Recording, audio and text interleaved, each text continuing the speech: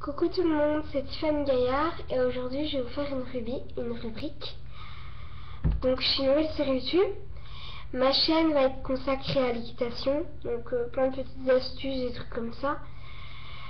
Et pour cette première vidéo, je vais faire, si vous voulez, vous montrer ou vous dire quelles sont les règles essentielles avant d'acheter un cheval.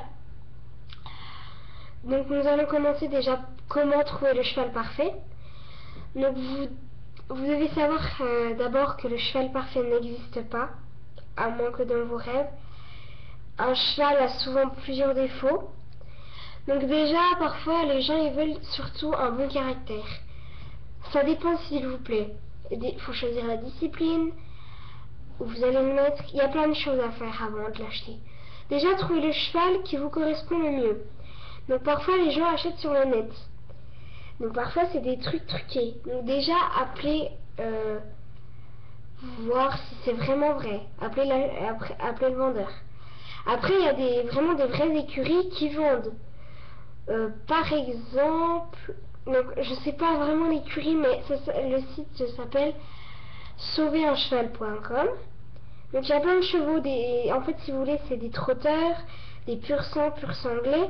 C'est des réformés. Donc ils les réforment. Soit parce qu'ils devaient aller à la boucherie à la base ou quelque chose comme ça.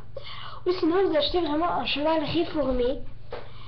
Vraiment un cheval qui a été dressé depuis le début, qui est né pour ça, enfin voilà. Donc voilà.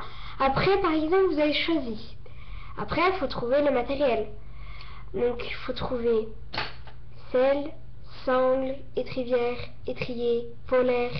Donc je fais un petit point. Polaire, ça coûte une polaire. Déjà, c'est soit pour sortir une polaire quand il fait pas froid la nuit. Donc déjà, vous devez mettre entre 20 et 40 euros. Ou 100 euros pour vraiment les très très chers, mais moi j'en ai pas vu vraiment beaucoup.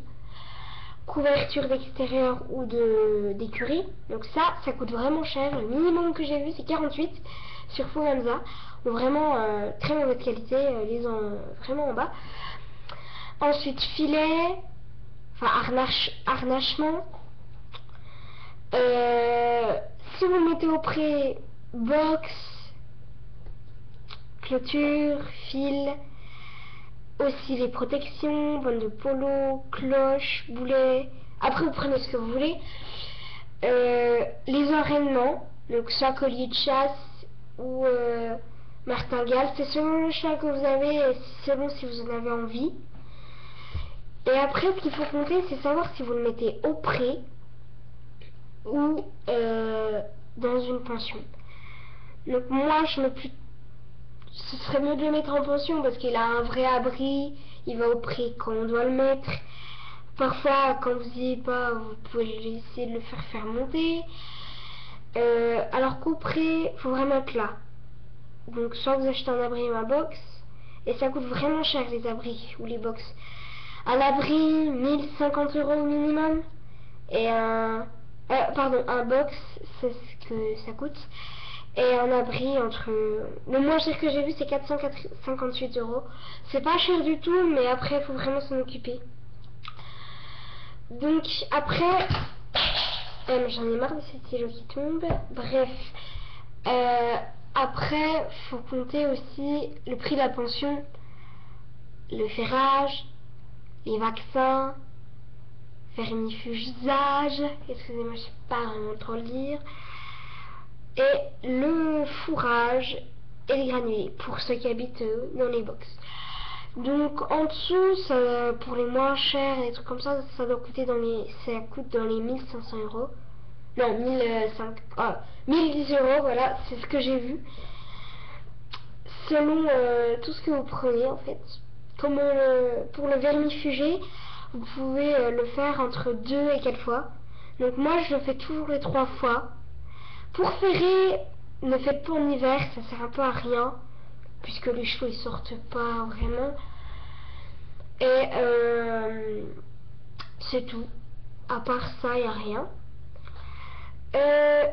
Ah oui, et aussi il faut peut-être acheter une grosse mallette pour mettre tout ce que vous n'avez pas envie de ramener. Donc brosse, l'école, couverture, polaire, entraînement, tout ce qui est trucs comme ça, bande de polo.